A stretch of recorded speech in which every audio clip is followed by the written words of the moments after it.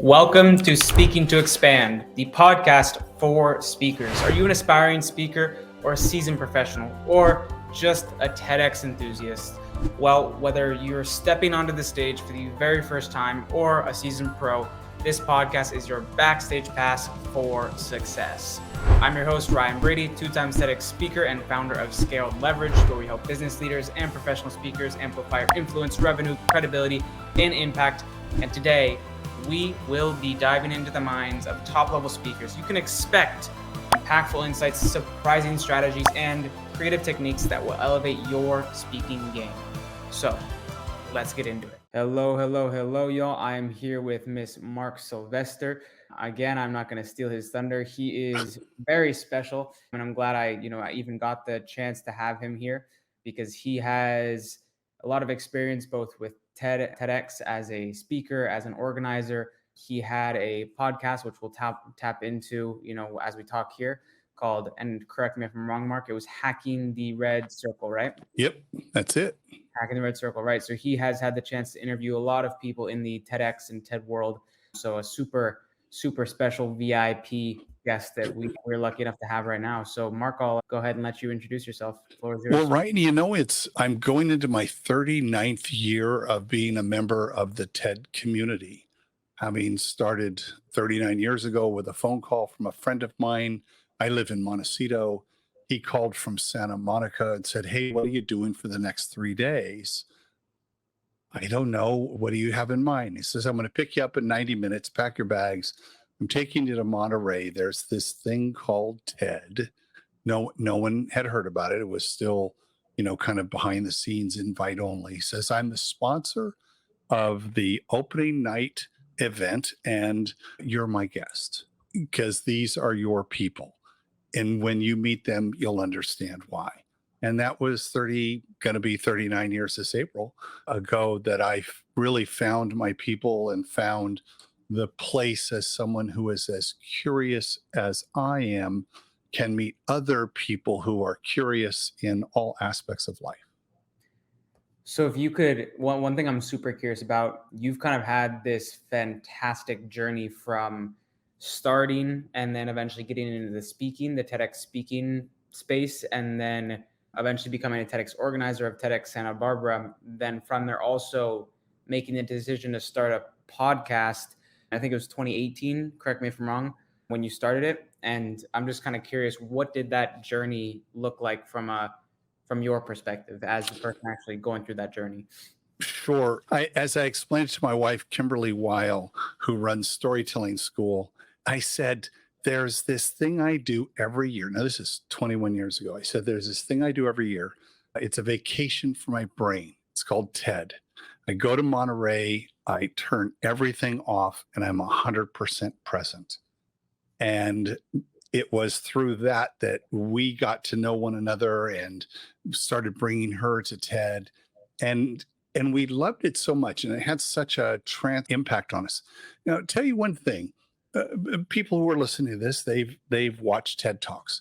But most people watch a talk, and then they find another talk, and they watch it, and they find another talk, and they watch it. Rarely, though, do they watch the sequence of talks as given at an event. So typically there are 7 to 8 talks in a sequence, then there's a break, and then there's another sequence. And the person who's curated that, whether it's Chris and Helen at Main TED or it's an organizer like myself, we've really considered each one of those talks, the impact, the emotional impact, the energy level of the speakers, so that you have an experience for 75 minutes. Most people who watch a talk have never done that, which is why I love to also run TED Live, which is a live simulcast of TED for my Santa Barbara audience, so they can get to see what I lovingly call free range TED, because it's unedited. You get to see the introductions, you get to see the questions that the hosts ask afterward. You really get a full experience as if you're actually there. So when we would come home, we're energized and charged, and we want to change the world. And there's, 70 talks we've listened to and 40 workshops we've been to and all the conversations we have. We are lit. And it's very hard to integrate back into your normal world where it's just civilians. And you're like, oh, and then this happened, and that. And blah, blah. They're like, calm down, Mark. And so many of us in the TED community had that feeling. We said, gosh, what if we could bring that sense to our hometown? And enough of us asked that question that in 2009, the TED organization did an experiment with USC, and they did TEDx USC. That was the first one. And it went really well because you have to kind of think about the TED brand, the curation of ideas. It's not for circuit speakers and life coaches. It's about what's the idea you have worth sharing? Why does the world need to hear it? Why does the world need to hear it now? And why are you the best person to bring that idea to the world? And the production quality, once you go to Vancouver, you're like, wow, this is amazing. I mean, this is really well done. So they wanted to make sure that as independent organizers, all of those things are at a very high level. This is not a normal event. This is TED done locally as local organizers and all volunteers. So in 2009, we had the first one. We were one of the first 100 to get a license here in Santa Barbara. We were called, thank you, we were called TEDx American Riviera at the time because Santa Barbara is known as the American Riviera. And it was at the time you could use a tag as your name. Now you have to use the actual city name. But in 2016, we converted to TEDx Santa Barbara.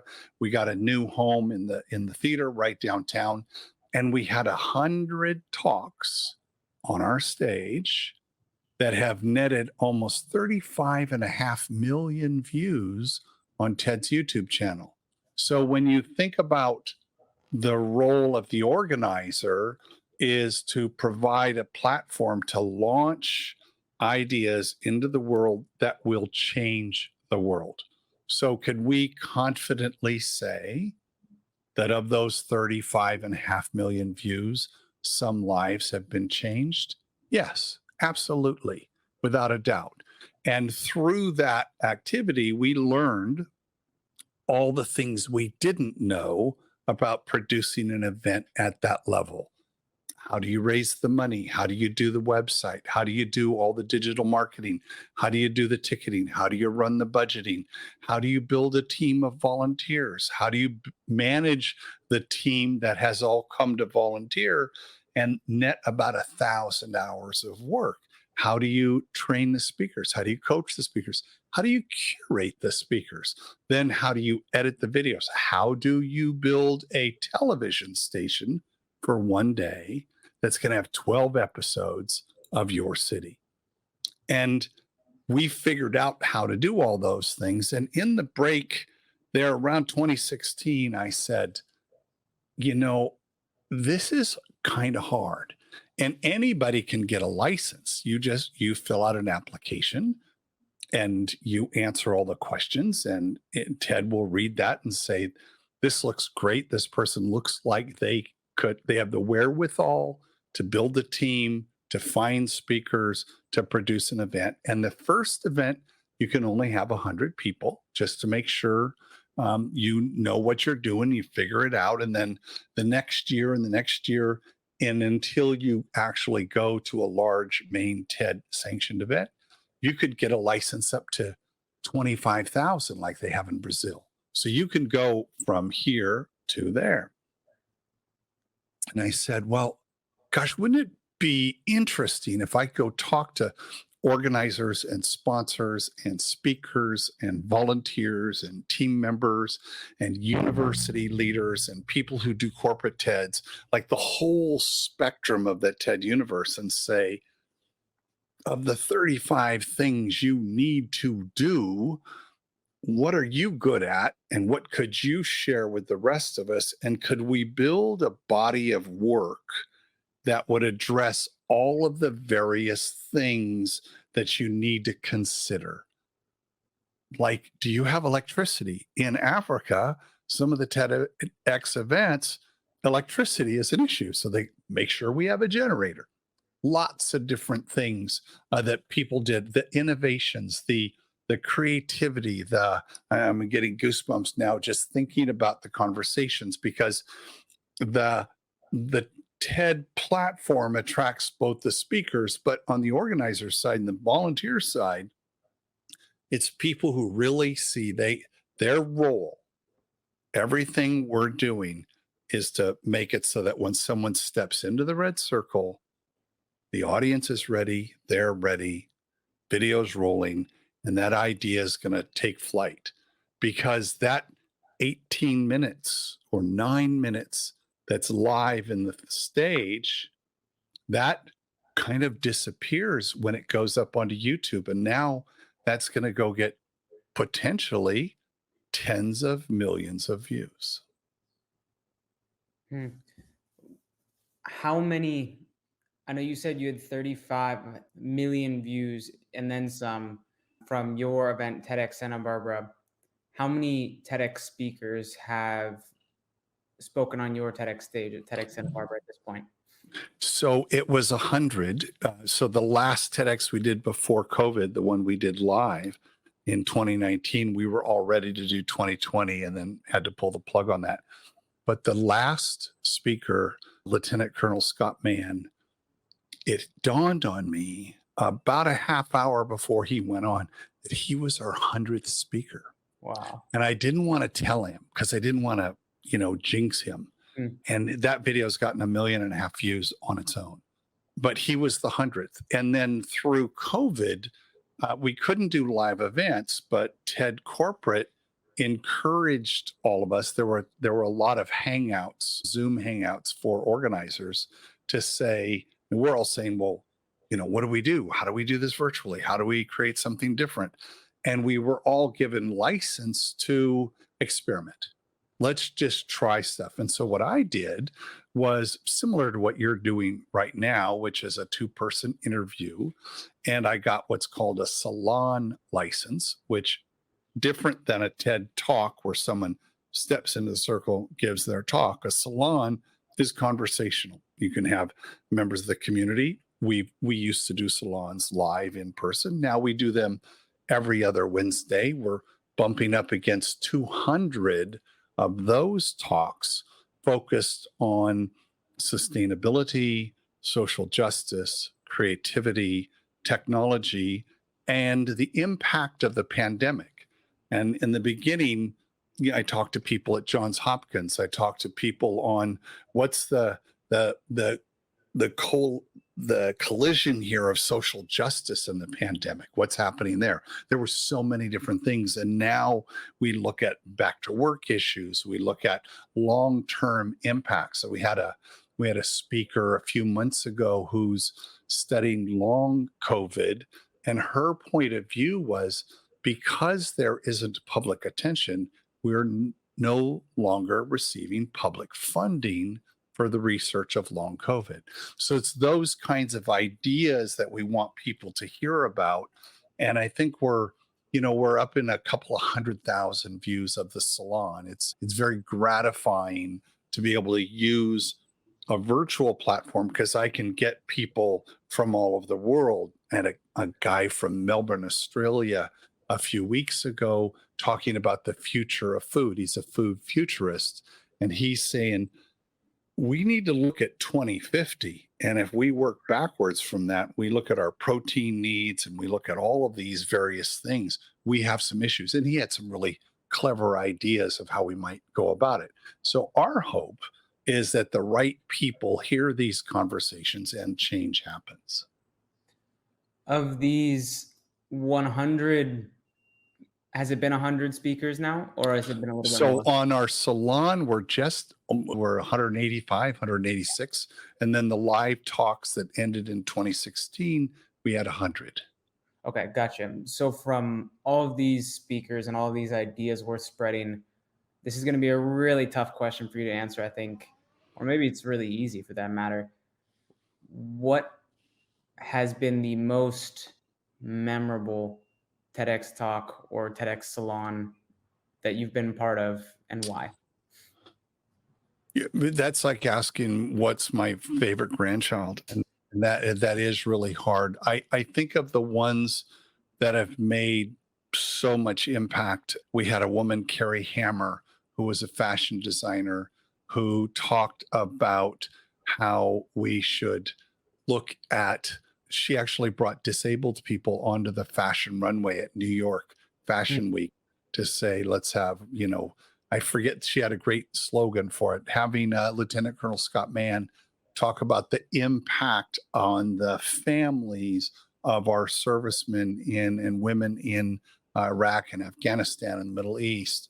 We hit so many different topics. A little difference between a salon and a TEDx. A TEDx event is going to be over several hours in a day or an entire day.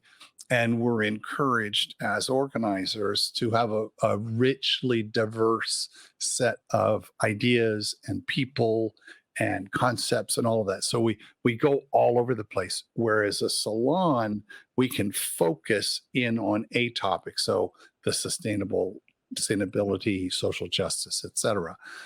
So they're all different. And I have them sorted so you can search at TEDxSantaBarbara.com for I want to go look at sustainability. I'm very interested in that. Santa Barbara was where Earth Day first happened 52 years ago.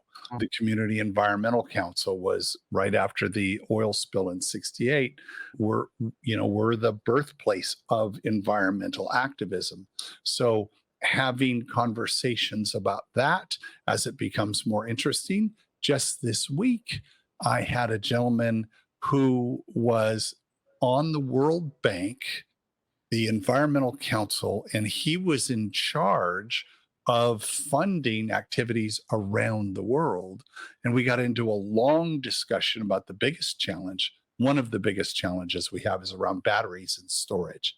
We can create energy through solar and through wind and through water, but where we store that and how we distribute it are going to be new issues. So I think the ones that I like the most are the ones where someone paints a picture of possibility about a future we've yet to imagine, and they can imagine it. Very interesting. And how many years were you recording the Hacking the Red Circle or the Red Dot podcast? I think we did. There's a Red Circle. I think we did about 100 episodes. I stopped. I did one into COVID, and it was an interesting episode because they had to figure out how to do it virtual and everybody wearing masks, and we were all trying different things. And I felt like I'd covered the topic pretty well because there's educational licenses you can do. I work as a coach, a TEDx organizing coach. So TEDx Laguna Blanca here is a private high school that does an event. They have 3,000 people that attend their event. They've done it, and it's all run by the students. There are university events. There are inside corporations. So TEDx Johnson & Johnson, J&J, they do TEDs. And what they've done is created a system of TEDx events that's all around the world because they're a global organization. And it's meant to bubble ideas up from everywhere in the organization. And the thing that's interesting about those TED Talks is they're never made public. They're only ever shown inside the company. So there's so many different ways that people have interpreted what it looks like to produce a TEDx.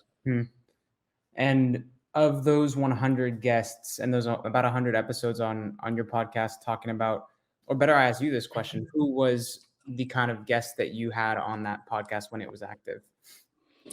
I'm thinking that it was, because I wasn't sure how it would be received. And I went and picked, at the time, there was a thing called TED Fest.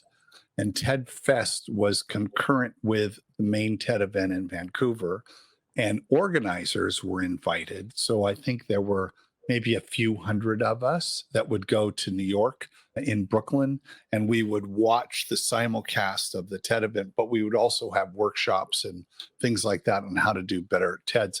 And I felt like there wasn't a resource. So I found 5 good friends that I had made there and asked them to be my first 5. And then one of the things you do with podcasts is you always want to launch with 5 and start with that, because a lot of times people don't ever do more than 5 because it's an effort. I mean, there's a lot of work to doing it. So I did that, and I just loved the excitement and the support and encouragement that I got from the early folks. And then each person would introduce me to someone else. And we ended up getting people all over the world. On the hackingthecircle.com website, all the episodes are there. But I also did a map so you could see, where they were. And then you could also sort and say, I've never had to raise money before. I've never had to go ask someone to give me $1,000 or $10,000. How do you do that? And there's a lot of resources that TED provides, absolutely. And I thought listening to people talk about that and listening to a lot of different voices so that you didn't hear, there wasn't just one way. One of the things I love about it, I believe there's been 8,000 TEDx events, and I believe there's about 4,000 organizers. So I'm, always monitoring. And when I see someone new come up, I'll say, hey, go listen to the back catalog there. You may find something that'll help you with your digital marketing, help you with how do you build a TV studio that looks great? How do you manage a multi-camera shoot? How do you do all of that stuff? And of all of those guests and all those conversations and all those episodes, you probably learned a lot, especially hearing how you're very open to learning things and hearing new ideas and being very open-minded about those kinds of things. What would you say was the most impactful thing you learned from one of your guests through the entire sequence of the 100 podcast episodes that you recorded? That's a great question. And I've synthesized that into what's my job as the organizer. So I'm the executive producer. And if we think of the red circle, the speaker coach is in charge of everything inside that circle. So Kimberly, that's her job. Everything outside the circle is my job. So that's one division of labor that really helps right there. But the main takeaway that I got from everybody, and I put it in my own words, is my role is to reduce friction.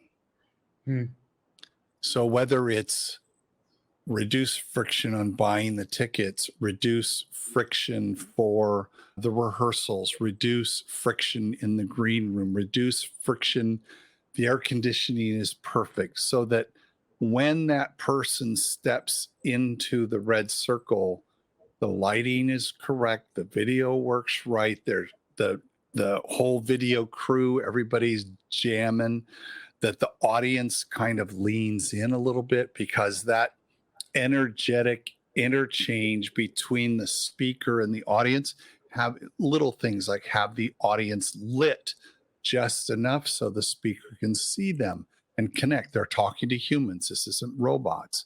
It's all those little things, all so that because everybody's volunteering, they're not getting paid. So you want to reduce friction at every single point in a very complex system to get it done. And so as an organizer, that was what I learned from everybody, was they all had tips and tricks for what I call reducing friction. And over your time recording this podcast, what would you say is the most challenging aspect of hosting a podcast? Of hosting a podcast, I'm a showrunner of podcasts. So I've produced 12 different shows since 2015. So I've done a lot of podcasting. People hire me to come in and help them plan, produce, publish, promote, and partner a show. So I've Cool. kind of learned how to do that. And the same kind of thing that I did with TEDx was, how do you learn the 35 different things you need to do a podcast? And then I turned that into lessons. And I teach that. I get asked to speak at conferences. And because when someone says, well, how do I do a podcast? The first thing they think about is, well, do I have the right microphone? And it's like, I don't care about the microphone. Do you know what your audience wants to hear? And so there's a lot of different things about that.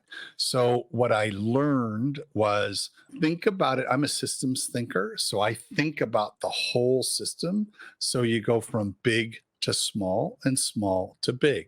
So all the things you need to do to make the guest feel very comfortable, have interesting questions, have an attractive website, make great headlines for your shows, have a good, robust social media presence, be able to have really good partners who help you amplify the show, bring you new guests, introduce you to interesting people.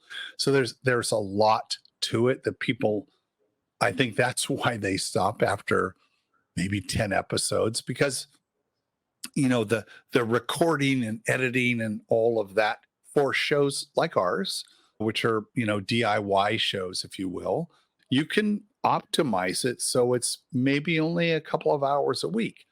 This is not NPR, This American Life. These are not sound shows that have sound design that an episode of This American Life takes 4 to 5 months to produce. So there's always a bunch of people working on them. This is not that. I think you can do a very quality show when you really understand the audience and what does the audience need. And the show is never about me. It's always about the audience. And when I'm interviewing someone, my job is to channel, what do I think the audience wants to hear next from the person I'm talking to? And these 12 podcasts that you're part of and running, that's pretty impressive. What would you, and you probably have a lot of knowledge that is, it might seem normal or common knowledge to you, like 1 + 1 is 2, but to the average person, or the average aspiring speaker, or the average podcast guest that's trying to get their message out there on podcasts instead of stages, or maybe both. What do you expect to happen, seeing media going down, and what do you expect for the future of podcasting? I'm curious to hear your answer about that question. Yeah. So I'll take it from two different points of view. I'll take it one from the podcaster, like, know why you're doing your show. Are you doing your show to make money? Then that's a different thing. Are you doing your show as a public service? That's a different thing. Are you doing your show as a passion project because you really love sports, or you really love a thing? I really love producing TED events. So when I designed it for myself, that was easy. But when the county of San Luis Obispo came to me, the county board of education, and said, could you help us create a show that talks about the apprentice program we're running, which is, how do you take businesses, education, and people who want to upskill themselves and create an ecosystem that allows them to get better jobs through apprenticeship? I love that. That's fantastic. So, not my area of expertise, but I know how to build the system that they could put their expertise in. They didn't know how to host. I know how to host. So I was the host for that show, and we did 3 seasons of it, and they still use it whenever they're talking about apprenticeship. Sometimes I just help people who say, gosh, we really want to have a podcast, because it is truly a very cost-effective way to reach a large audience, especially if you are perfectly dialed in to what that audience wants to hear. And you're literally in their head, right? That's the other thing. And you're talking to one person at a time.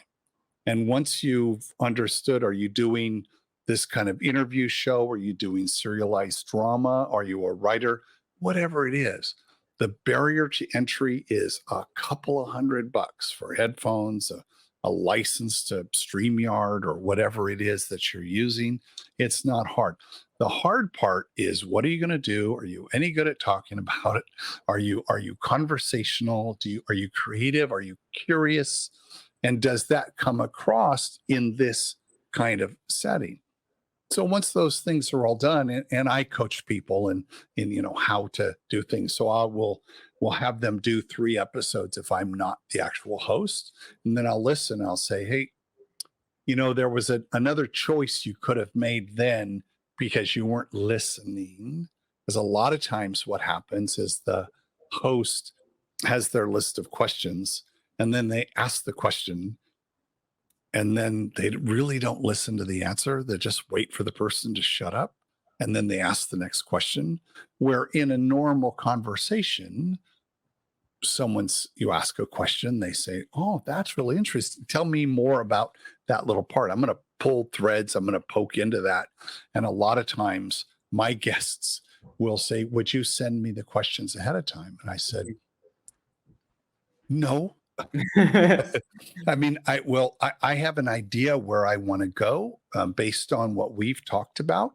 And trust me, I've done this and I've got your back. It's not going to be hard. And my whole thing is to imagine us just sitting, having a cup of coffee, talking about something really important. And it's my job to pull out that idea. Why is it important? Why is it important now? And what cred do you have that the listener should say, wow, that cat really knows what's going on. I'm going to pay attention. So with your experience in podcasting, not just with the one you and I've been talking about, but the other 12, your experience in TEDx with both Salon and Talks, your experience going to actual TED Talks from the original ones in Monterey. Over these decades, you've probably seen some TED and TEDx speakers kind of totally take off after giving their TED or TEDx talk, and then some, there's no change. Nothing's different.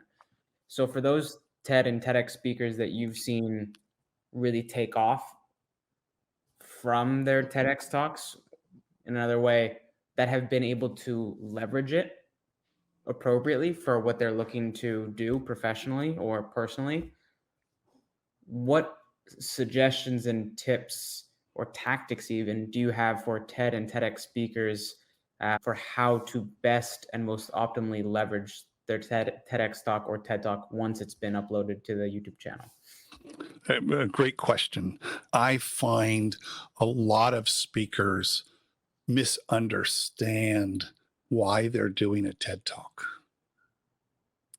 They think they're doing it to legitimize their business or their coaching business or their book or it's a little notch. Yes, I did a TED Talk and now I have it, and that makes me somebody important. And I disabuse people of that. As soon as I hear that, they're never on my stage. And I would tell people right now that organizers are very, very fine-tuned to listening to the motivation of the speaker. There are a lot of people out there, it's a pay-to-play kind of thing. You pay $5,000, $10,000, $15,000 and they say they'll get you on a TED stage. There's a bunch of that. Guess what? We're wise to that. All of us. We know, we can tell there's a formula to how those people work, and we're not interested. Most TEDx's now are invitation only. There are very few that have an application. If I get unsolicited applications, they get an automatic responder that says, thank you very much. Obviously, you did not read our website that said we are invitation only. So it's a numbers game. If they send out enough requests, someone who's new is going to go, oh yeah, great. That would be great to have them. So I think if the motivation truly is, I can't wait to get this idea out into the world. I've been working to this date, I'm so obsessed with it. It's so important. That's why I asked the question, what's the idea? Why does the world need to hear it? Why do they need to hear it now? And because I've heard thousands of pitches, when I hear that, I was like, oh, yeah.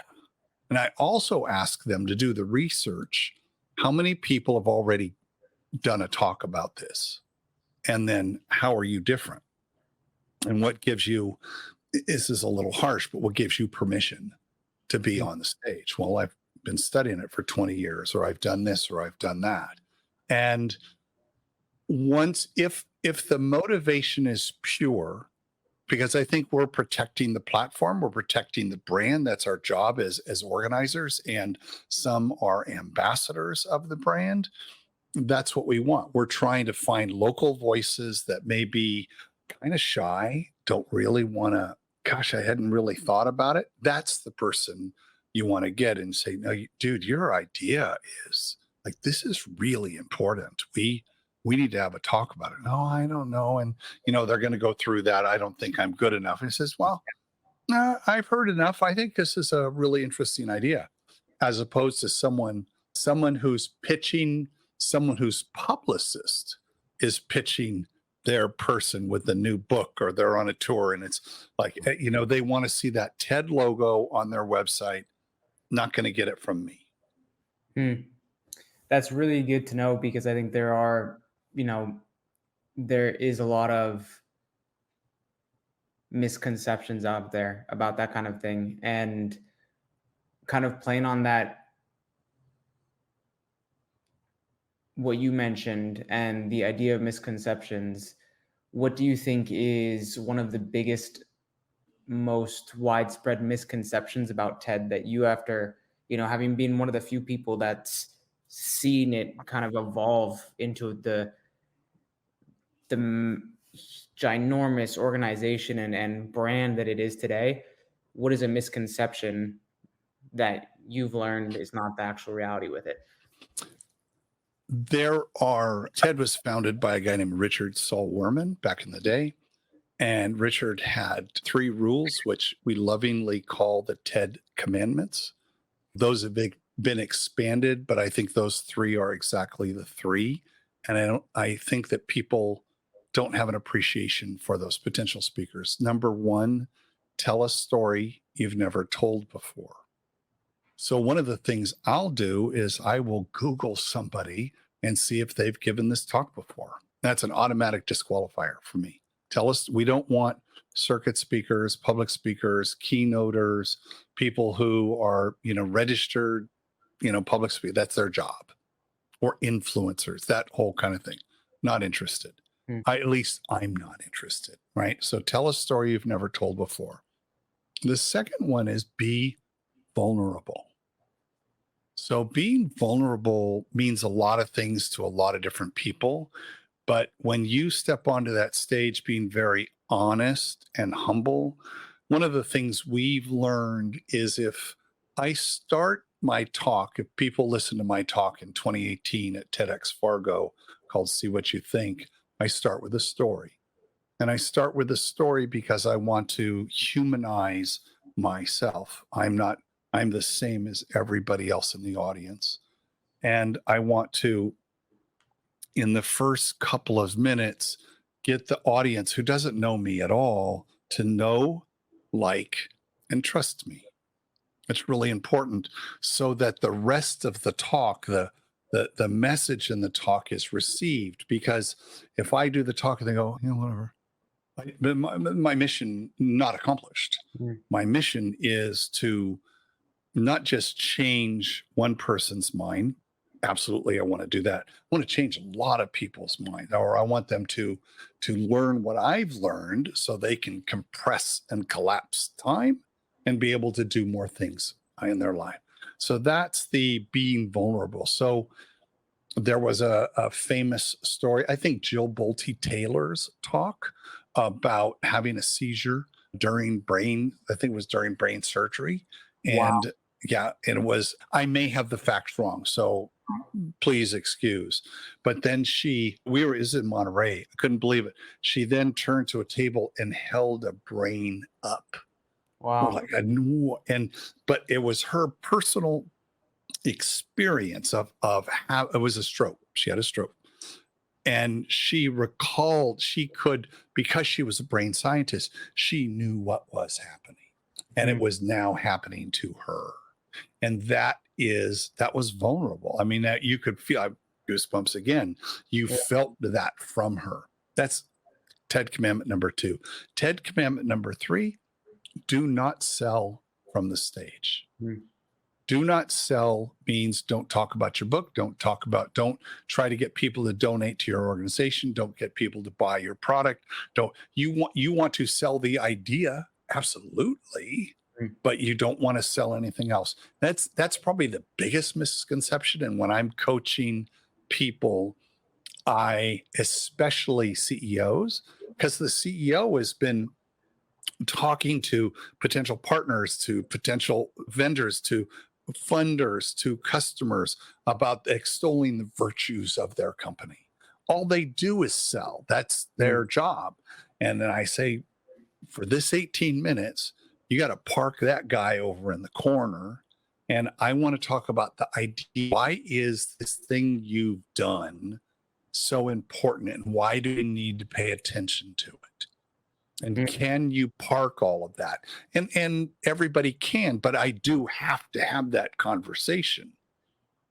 Tell a story you've never told. Be vulnerable. Don't try to sell us something. Martha Stewart got up on the stage in Monterey, and she's doing her, talking to us about design and living and all of that. And she went into, this was before websites were ubiquitous. And I have a website, and you can go buy all my stuff on the website. The audience, in a very polite way, started booing her. Wow. And she was escorted off the stage. Was this while she was TEDx talk or TED Talk? Yeah, TED Talk. Yeah, this is in Monterey. And Richard walked her off the stage. Wow. That's probably we don't do that. That's not done here. It's not on the YouTube channel probably because of that reason. That's correct. Interesting. Okay. I interrupted you. So I think that, it's, I remember after doing our first TEDx, we'd put in about 1,000 hours of work, my wife and I. We don't get paid.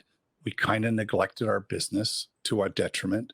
And I remember driving home from the event, and we had our family help us, running the front door and helping backstage and production manager, all of that. It was a team effort. And my mother-in-law said, why do you guys do this? Like, you don't make any money. You're working so hard. I can see it on you guys. You're exhausted. Why do you do this? And I took my answer very seriously. I said, I've volunteered my whole life. I've done stuff. My kids have done stuff. I'm a big fan of volunteering in the community. I think it's important to do public service. I said, I've done that my whole life. And this is the first time I can honestly say I do this knowing I don't get anything out of it financially. I'm not doing it to network. I'm not doing it to grow my business. None of that. I'm doing it to make sure these ideas get out into the world.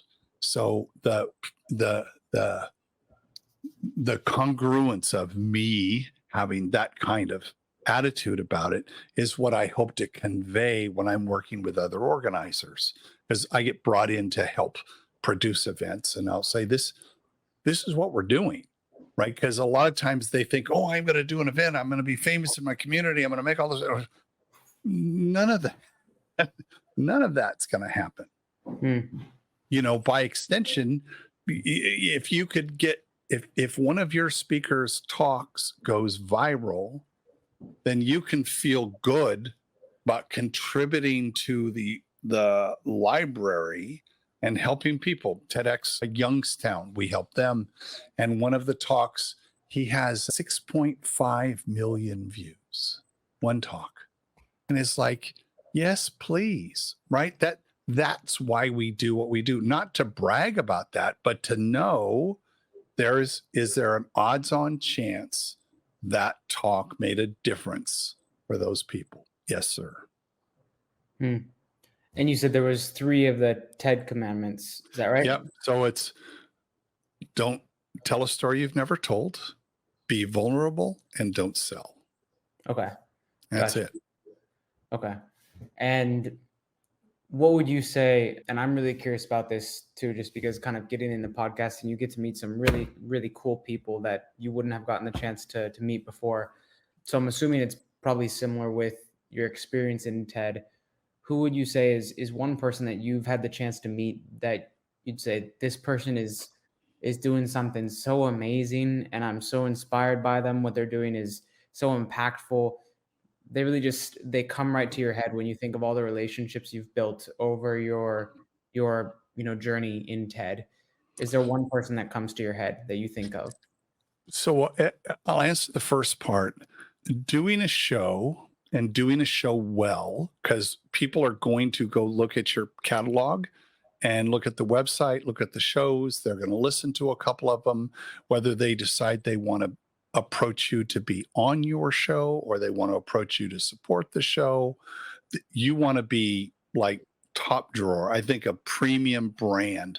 You've thought about everything. You've paid attention to the details. You're a premium show. So that being said, when you have that, you can go to people way above your pay grade. Like during COVID, calling Johns Hopkins and talking to the head of diversity, equity, inclusion at Johns Hopkins. Who am I? I'm a cat in Santa Barbara, but I can say, this is what we're doing. This is the mission. You can go look at our work so you can see that we're going to represent you very well. This is not done in a garage. It's not, it's very well produced. So you're going to be seen in a very good light. And then you get one of those and you get another one of those. I've talked to literally hundreds and hundreds of people because I'm always aware of premium brand, thinking about my audience, caring about my audience. But one name came to mind when you said that. We had a guy who was introduced to us. His name's Harry Grammer, Dr. Harry Grammer. He's incredible. We had him on our stage and he worked so hard because for us, when we're doing a live event and for people who do live events, the journey to the red circle, the road to the red circle, if you will, is about 6 months long. Once you've been accepted and you go through first drafts and second drafts and honing the core idea and then working on your performance and getting to where it's in your bones so that when you step into the stage, you're not having to memorize everything. You just have it. You are the talk.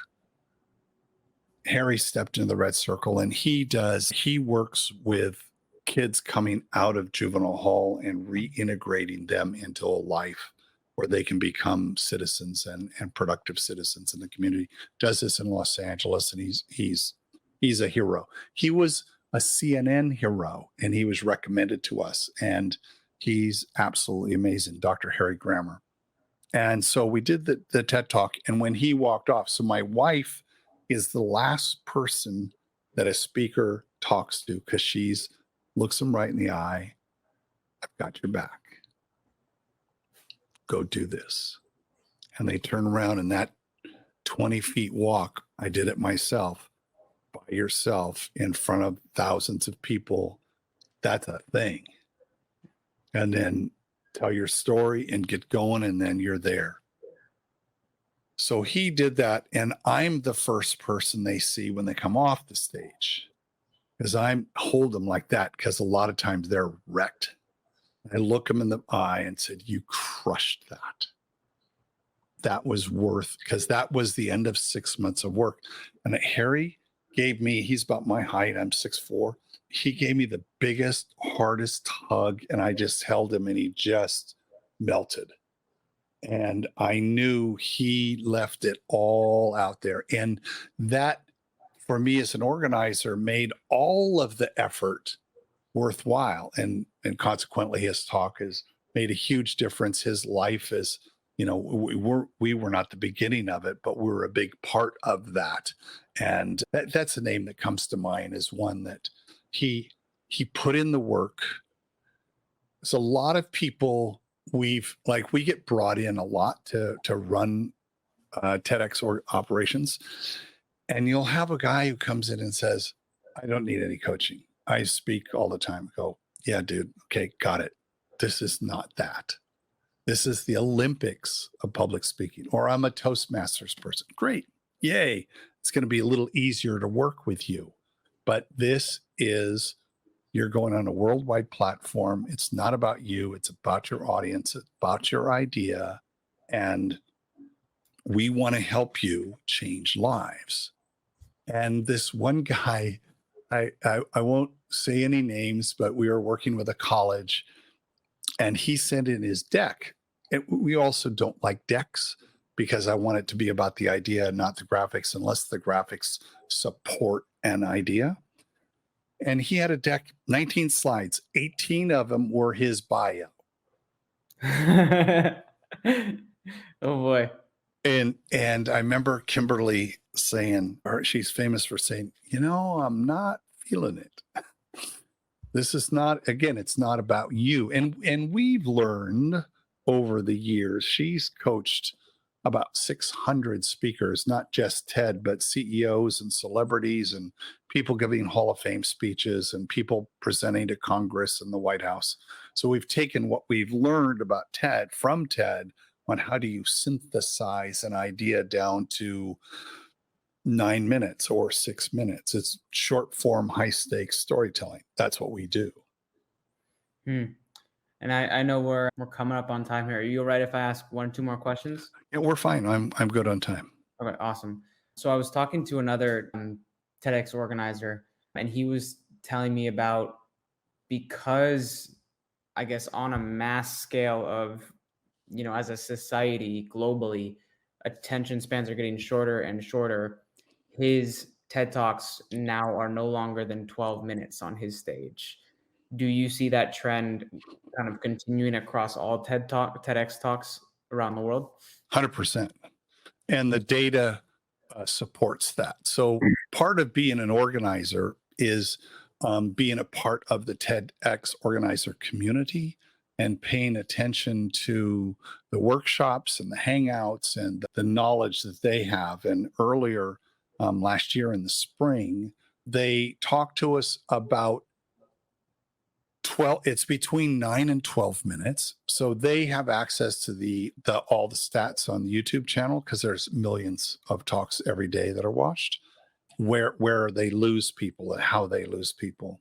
And so what they suggested to us, and it's a kind of a new way of thinking about it, is that, and you'll see this if you see TED on YouTube, TED on TikTok, TED on Instagram, TED on LinkedIn, they're 1-minute reels. So they pick a minute out of the talk. So what they've encouraged us to do is think about a 12-minute talk as 12 1-minute talks. Interesting. Right? So how can you, and that's very challenging, but they also removed the restriction. It used to be you could only use 30 seconds of a talk out on the internet, and now you can use up to a minute, but you again could slice that video up. So we're kind of, when we're coaching, we're looking at the beats of that talk and thinking, without adding that layer, because that's a huge constraint on top of it, but to say, are there beats on a regular basis? Because that's going to not only keep someone watching the talk, because it's compelling, it's interesting, they're leaning in, but it also gives you the added bonus of having a lot of content that you can then repurpose and push out, which is going to drive people back to the talk so they can hear the whole thing. All right. That's interesting. Makes sense, right? Yeah, it makes sense. And I guess with TED being kind of quick and innovative, just as it is, it makes sense that that's kind of where it's going. When you mentioned, you said your ideal speaker being someone in Santa Barbara that is timid about an idea, doesn't really know they have an idea, doesn't have a ton of experience speaking. The question that came to my head, which I want to ask you, is, for that person that has no experience speaking, but they've got a story or an idea worth spreading in them, when you bring them through that coaching process, what does that look like? And how do you help that person know, whether it's have the courage to speak on that stage, bring their idea there? What does that kind of process look like for that person? I'm thinking of a 16-year-old we were introduced to who had a foot deformity and got harassed and beaten up in school. A young lady, a lovely young woman who's now graduating college, and I just saw her last week. Her dad told me the story of how she had been, just assaulted and mocked, and it was just terrible. And she found a way to come and overcome that and see that deformity. And she went through a lot of surgeries to correct the foot to where, and so she would, have all of the evidence visible of having that until her foot is fine. And she had the word "stand beautiful" tattooed on her foot. And she's very articulate, very well spoken, and very bright, and took the coaching, right? Like, what's that idea? It's like, how do we tell your story? Her name is Chloe Howard. You can look her up at TEDxSantaBarbara.com and watch her talk. And she did not tell her parents. We'd heard the story about her, but it was not in the context of doing a TED Talk. We just heard this story. And I knew her dad. I was his first boss. And we reconnected years later, and he told me about her. And she, knowing we did TED, she reached out to us and said, "I would like to do a TED Talk, but I've not told my parents." And we went through our process of interviewing and talking to her and onboarding her. And then Kimberly coached her. And the thing that was memorable to me was, and to Kimberly still tells the story, that just before Chloe walked onto the stage, so Kimberly had said, "Hey, you got this." She kicked off her shoes and did her talk barefoot. Wow. To say, "Stand beautiful, and you can overcome any kind of obstacle that you have and be strong in that." And it was so, again, goosebumps again, it was such a powerful talk that she was given the opportunity to do a world tour. And she went and spoke in 8 countries that summer, the following summer. She got 2 book deals. And that was not why she was doing it at all, but the vulnerability. She wasn't a public speaker. She leaned into that, and Kimberly's a really good coach, so she works really well with people to figure out what we only have, 12 minutes. So every word has got to earn its way into that talk. And then you have to be done with that talk about 2 weeks before the event, so that it can be memorized. And she teaches all kinds of tricks for how do you actually get it into your bones, and then you forget the whole thing, and then you step into the circle, and it comes out. It comes out how you're going to be the best you on that day. And she was. That's really interesting. Yeah, it sounds like there's a lot of growth just from the journey of before the TEDx appearance, during the TEDx appearance, and after, and then how whatever happened to her after. It sounds like there's a lot to come with that. If you had to plant a seed in people's head to start fostering a TED idea worth spreading in them. They don't have one right now, but they have it. They just don't know where it is. They just got to put some stuff together and find it to have it bubble up.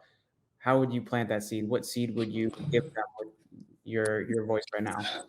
So we believe that everyone has a TED Talk within them. It may be 3 minutes long. There's a lot of TED Talks that are 3 or 4 minutes long. It may only be that. So first off, know that there's something in you that your life experiences brought you to the world, and you're on a mission.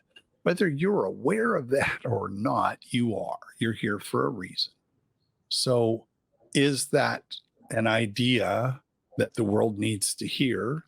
It can take a while to sort through your life experience to find the thing. That's what I think Kimberly is gifted at. With me, now we're husband and wife, so it's really hard to have your wife as a coach. So I just had her help me to figure out what the idea was. It took us 8 weeks of every Sunday taking a walk on the beach here in Santa Barbara. And we'd come up with, okay, this is what I think it is. And then I would spend the week kind of working it out, fleshing it out. And I would say, okay, this is where I think it's going. She goes, yeah, that's not it. And we'd keep working on it. But by the 8th week, we came up with this concept of see what you think, which is really what my life has been all about. My background in computer animation, visualization, large scale system thinking, drawing, everything I do when I'm working with people, when I'm working with myself. If I can draw it out and cluster the chaos and see it, I can usually get through any kind of situation, which is what my talk was about. And it took a while to get to that. So I think first off, trust that there's one there. Second, commit to doing the work. It very much may be the hardest thing you've done to date. It will change you. I'll repeat that. It will change you. Where you are today, draw a curve to where you are, where you give the talk, you will be a different person. Guaranteed. That happens every single time. If someone is taking it serious and they're doing the work and they're committing to all the things we've been talking about for an hour, Ryan. That makes a lot of sense. I think with anything, there's a lot of growth with it, but I think it is important to clarify that to people. Of all of the people I've had the ability to have conversations with, TEDx organizers, TEDx speakers, I was talking to one woman. Maybe you two know each other, Kat Vale or Kat Haber. Yeah. TEDx Kat Vale. Haber from TEDx Vale. Yeah. Super interesting. And I asked her some questions because I guess she and Chris had like they have a relationship and they were talking a friendship. So would that be safe to assume for you as well?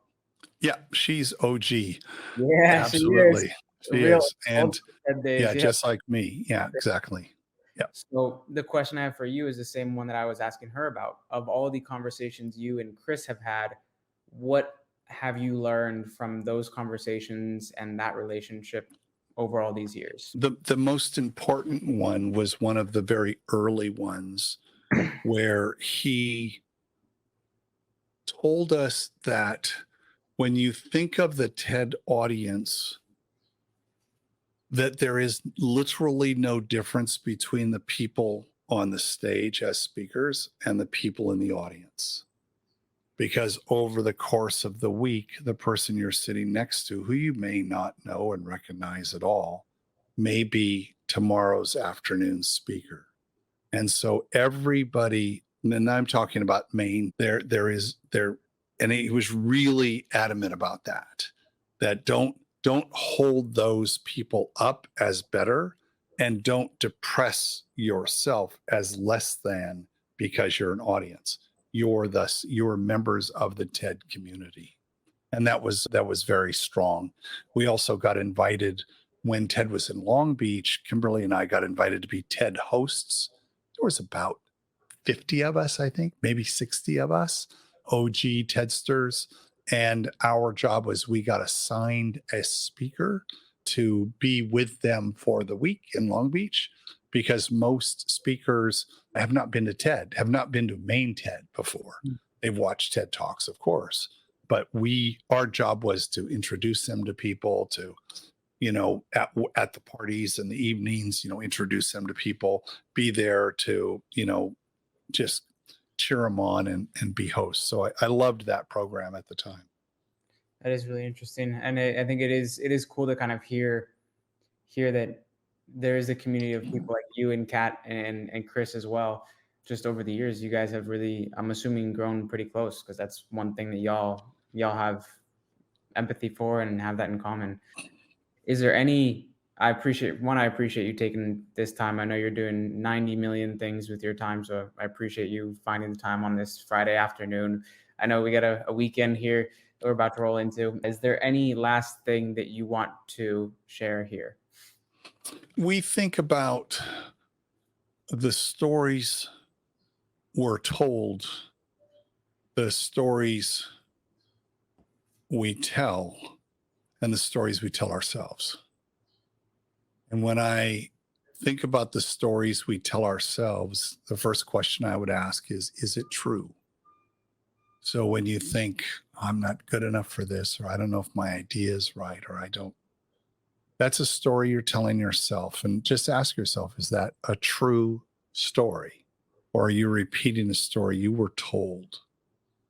And most of the time, have the confidence to step into the red circle, or to help people step into the red circle. I'm as happy being an executive producer and helping other organizers produce their events.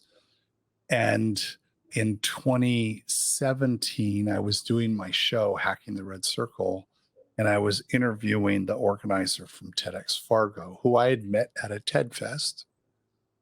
And he says, why haven't you ever given a TED Talk? And I said, well, you know that the rule is, as an organizer, you can't speak on your own stage. Otherwise, people would, just to get a TED Talk, they'd get a license, do their talk, and evaporate. So we don't allow that. TED doesn't allow that. And I said, so I can't do that. And he goes, oh, okay. So live in front of my audience, he said, okay, I'm officially inviting you to TEDx Fargo next year in 2018. There'll be 4,000 people in the Fargo Convention Center, and we'd love to have you.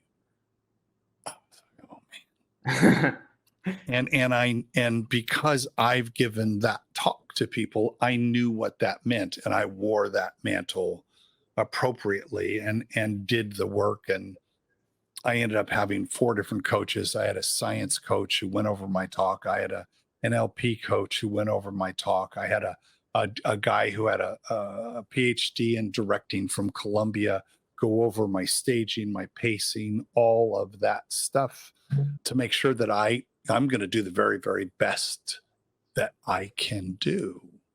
And all of those things add up to the TED platform is unique in the world. There isn't anything else like it. There's lots of wannabes. There's the TED Talk itself has revolutionized how people give talks. We've seen that a lot. And I think we've learned so much from that. I think the work that we do with people now takes all of that so that short form, high stakes communications are improved as a result of all this work we've done. Well, Mark, we'll leave you with that. And I want to say thank you for taking the time to do this. And I'll send you all the edits and everything before recording, but I'm going to wrap up the recording here. Thank you for listening. Good luck with the show. Cheers, y'all. Thanks, Ryan. Thank you for tuning in to Speaking to Expand. Until next week, keep speaking and keep expanding.